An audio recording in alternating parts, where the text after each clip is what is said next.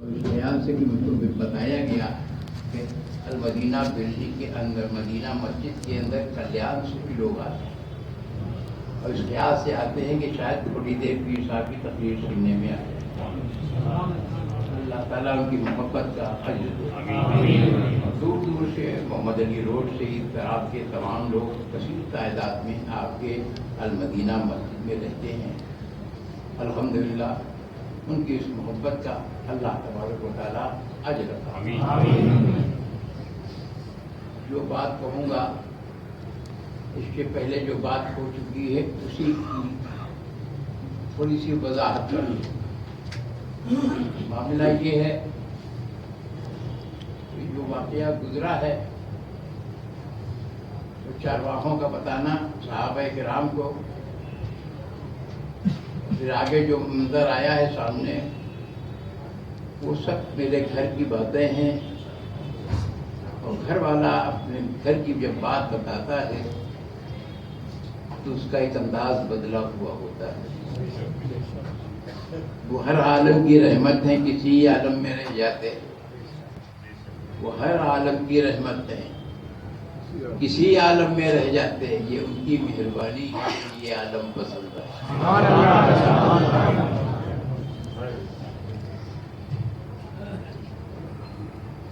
آپ عالمین کے لیے رحمت ہیں تو امت کے لوگ سوچ سکتے ہیں، سوچنے میں بہت آگے ہیں، سوچتے ہیں کہ تو ہر قوم کے لیے رحمت ہیں تو امت کے ساتھ کیا تخصیص رہی؟ تو نبی سب کے لیے رحمت ہیں، ہر قوم کے لیے رحمت ہیں، ورنہ دوسرے انبیاء کا زمانہ ہوتا تو دن میں جب ان کی امتیں شرک کرتی تھی، کفر کرتی تھی، ظلم کرتی تھی تو پھر عذاب الہی نازل ہوتا تھا، راہ پہ پل بندر نظر آتا، مسکین کر دیا جاتا تھا۔ یہ تو رحمت عالم کا صدقہ ہے کہ اپنوں کے لیے بھی رحمت ہے اور غیروں کے لیے بھی رحمت ہے۔ غیروں کے لیے دنیا کے اندر رحمت ہے اور اپنی امت کے لیے یہاں بھی رحمت ہے۔ خطا ابلیس کی بھی مثل آدم معاف ہو جاتی، خطا ابلیس کی بھی مثل آدم معاف ہو جاتی اگر وہ ہو کے نادم واسطہ دیتا محمد صلی اللہ علیہ وسلم۔ تو مولانا کی تقریر سے ایک بہت بڑا سبق آپ کو ملا۔ نبی نے فرمایا کہ احد مجھ سے محبت کرتا ہے اور میں احد سے محبت کرتا ہوں۔ احد کی پہاڑی دیکھا ہے؟ بتاؤ برف کی پہاڑی ہے کہ پتھر کی؟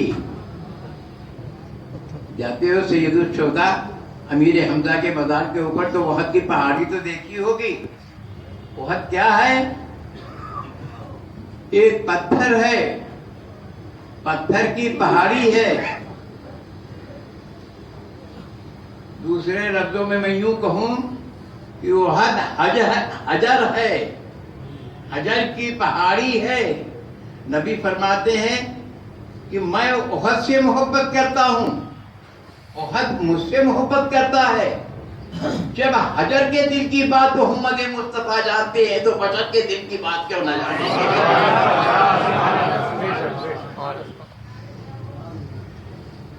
یہ سبق ملنے کے بعد اب آگے بڑھو۔ نبی ہر عالم کے لیے رحمت ہیں۔ اب بلا تمثیلی سے اس طرح سے سمجھا دوں کہ آپ لے کے کھڑے ہو جائیں ایک کتر کی شیشی، تو وہ شیشی آپ کی ہے، آپ کھول دیا، خوشبو پھیلنے لگی۔ شیشی آپ کی ہے لیکن خوشبو کے لیے نہیں کہہ سکتے کہ خالی میرے لیے، سب کے لیے۔ سبحان اللہ۔ تو نبی ہمارے ہیں لیکن نبی کی رحمت عام ہے، مسلمان کے لیے بھی ہیں اور غیر مسلم کے لیے بھی ہیں۔ جب یہ سمجھ گئے تو اب سنو، میرے رسول مسجد نبی میں ہیں، اس واقعے کو سیدی مخدومی یحییٰ منیری علیہ الرحمٰن نے بھی نظم کیا ہے، اور مولانا روم نے بھی اس طرف اشارہ کیا ہے۔ اب وہی واقعہ سامنے آ رہا ہے جس کو آپ سن چکے۔ تھوڑی سی وضاحت، مسجد نبی میں میرے رسول ہیں کہ اچانک جناب جبریل امین حاضر بارگاہ رسالت، اور آج جبریل بہت مسکرا رہے ہیں۔ اللہ کے رسول نے جبریل کا مسکراتا ہوا چہرہ دیکھا، کہا کیا بات ہے جبریل، آج بہت ہنس رہے ہو، مسکرا رہے ہو؟ کہا یا حبیب اللہ، آج جبریل کے رب کا بہت بڑا کرم ہوا، اللہ نے اپنے کرم سے مجھے جنت کے طبقات دکھائے ہیں۔ رسول پاک کا نے جب جنت کا نام سنا جبریل کی زبان سے تو مسکرا لے، چہرے پہ شگفتہ لیا، مسکرانے لگے۔ کہا ہاں جبریل بیان کرو۔ کہا یا حبیب اللہ، میں نے جنت کو خوب اچھی طرح دیکھا، بڑے بڑے نورانی محل ہیں، یہاں کے محلوں سے کیا تشبیہ دی جا سکتی ہے، نور برس رہا ہے۔ اللہ کے رسول جھومتے رہے اور مسکراتے رہے۔ جبریل اس میں کون رہے گا؟ ارے جناب حضرت آدم کے چاہنے والے رہیں گے، جناب زکریا کے چاہنے والے رہیں گے، اور میں نے طبقات، لیکن یا حبیب اللہ، ساری امت، سارے انبیاء کی امتیں آپ کی شفاعت کے بعد جنت میں جائیں گے، تو وہ رہیں گے جن میں ایمان ہوگا، آپ شفاعت کریں گے جنت۔ لیکن یا حبیب اللہ، جنت کو چھان بین کے دیکھا، سب سے نورانی محل آپ کی امت کے لیے سبحان اللہ، سبحان اللہ۔ رسول مسکرائے، پھر جناب جبریل تھوڑی دیر کے بعد مسکرائے۔ اللہ کے رسول نے فرمایا اب کیا بات ہے؟ کہا یا حبیب اللہ، جہاں اللہ کے کرم سے میں نے جنت کے طبقات دکھائے، میں نے دیکھے ہیں، وہی جہنم کے طبقات بھی رب نے دکھائے۔ رسول کا مسکراتا ہوا چہرہ اداس ہوا۔ جناب جبریل نے کہا یا حبیب اللہ، اس دنیا کی آگ سے اس آگ کی کوئی نسبت نہیں، نہ جانے لاکھوں کروڑ آگ تیزی ہوگی اس جہنم کے انگاروں میں۔ ایسا میں نے دیکھا، لوگوں کو جلتے ہوئے دیکھا، لیکن یا حبیب اللہ، اس میں آپ کی امت نہیں ڈالی جائے گی۔ دوسرے طبقے کا ذکر کیا، یا حبیب اللہ، اس سے آج کچھ کم ہے، لیکن آپ کی امت نہ ڈالی جائے گی۔ تیسرے رسول جناب جبریل مزاج رسالت کو جانتے تھے، اور آخر میں جبریل نے کہا یا حبیب اللہ، جہنم کے آخری طبقات کو میں نے دیکھا ہے، اس کے اندر تمازت کم ہے، گرمی بہت کم ہے، وہ شعلہ نہیں ہے جو اور طبقات میں ہے۔ یہ کہہ کے جبریل خاموش ہو گئے۔ تو میرے رسول نے کہا ہر بار جہنم کی طبقات کا تم ذکر کرتے تھے، وہ بتاتے تھے کہ اس میں آپ کی امت نہیں ڈالی جائے گی، اس میں آپ کی امت نہیں ڈالی جائے گی، اس میں آپ کی، لیکن یہ آخری ذکر جو کیا ہے وہ بتایا ہے کہ اس میں تمازت کم ہے، گرمی کم ہے، اور پھر خاموش ہو گئی، اس میں کون ڈالا جائے گا؟ کہا یا حبیب اللہ، آپ کی پوری کار امت ڈالی ہے۔ رسول پاک کا مسکراتا ہوا چہرہ اداس ہوئے، آپ خاموشی سے مسجد سے اٹھے،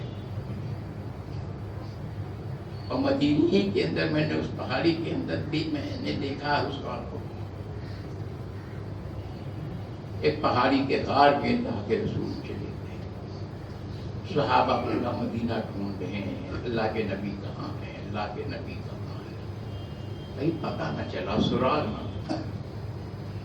3 دن کے بعد جب صحابہ کا ایک قافلہ ایک پہاڑی کے قریب پہنچا، وہاں دیکھا کہ کچھ چرواہے اپنے اونٹ و بکریاں چرا رہے، ابھی سن چکے۔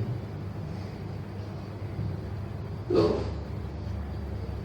جناب حضرت صدیق اکبر بھی تھے، جناب فاروق اعظم بھی تھے، جناب عثمان غنی بھی تھے، جناب علی بھی اس میں تھے۔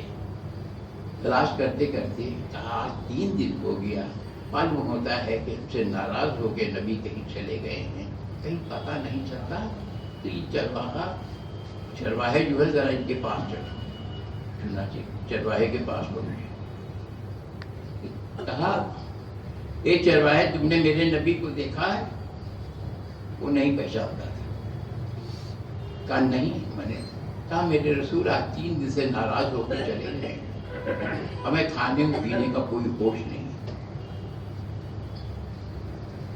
چرواہے نے کہا ہم تو پہچانتے نہیں, لیکن اس میدان کے اندر 3 دن سے ایک عجیب و غریب بات دیکھتے ہیں. صحابہ نے کہا وہ کیا؟ کہا یہ سامنے پہاڑی ایک کھنڈر ہے, سرنگ ہے,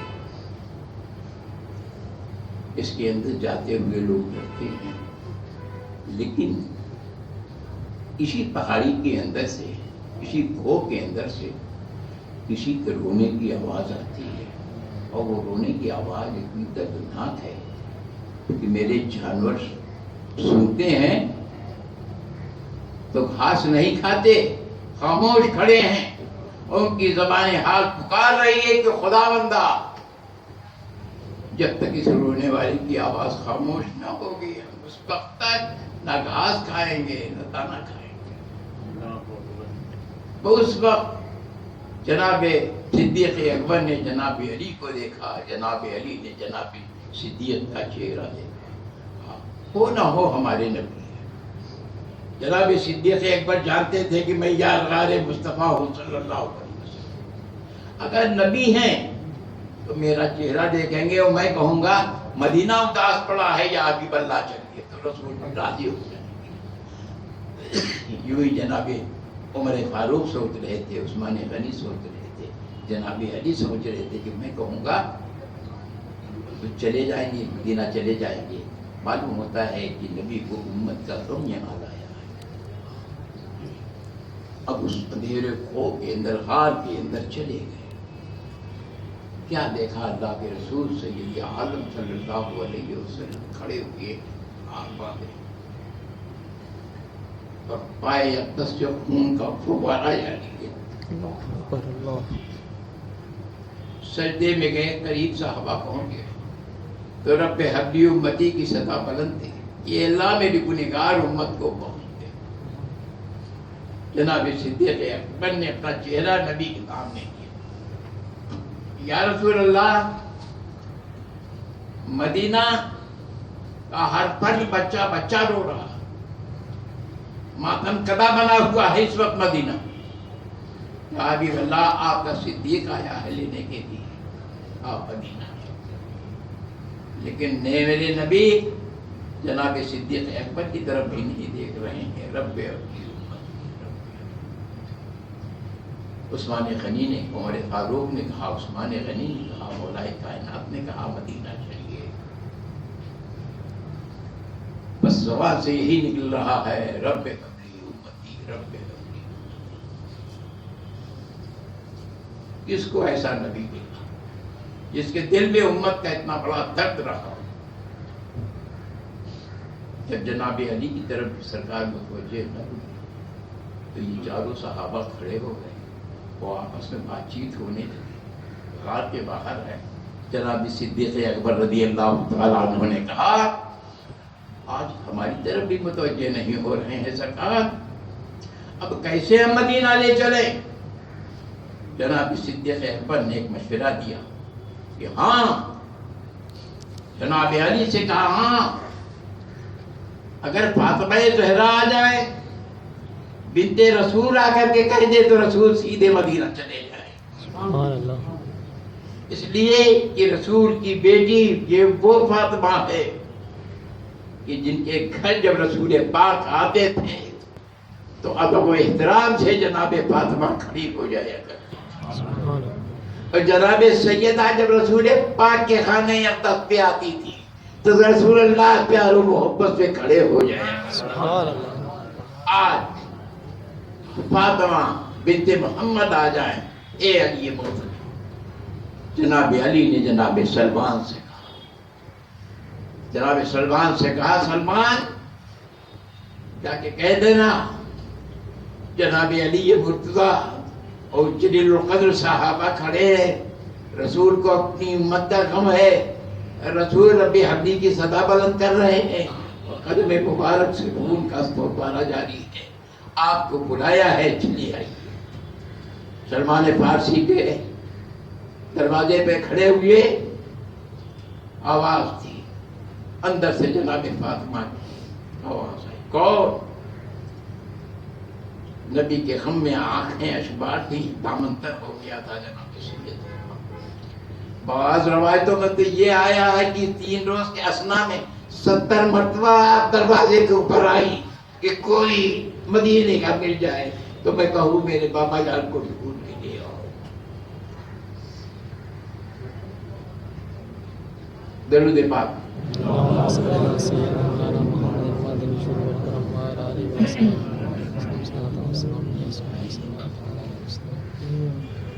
جناب سلمان فارسی نے کہا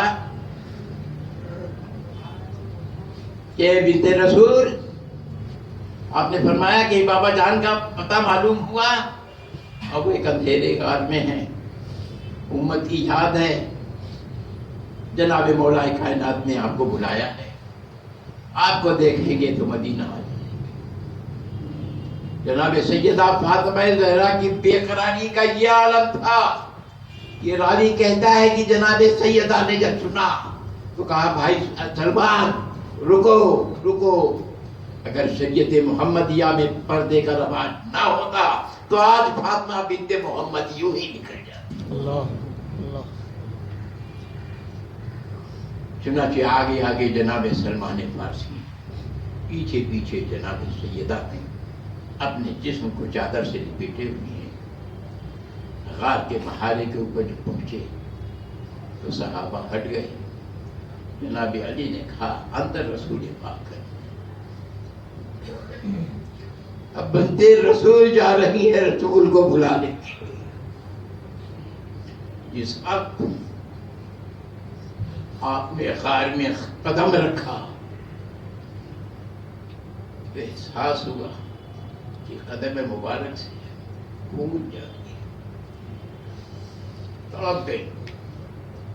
آپ نے فرمایا کہ بابا جان فاطمہ بنت محمد آپ کو لینے کے لیے آئی, مدینہ چلی. مدینہ ماتم کدا بنا ہوا,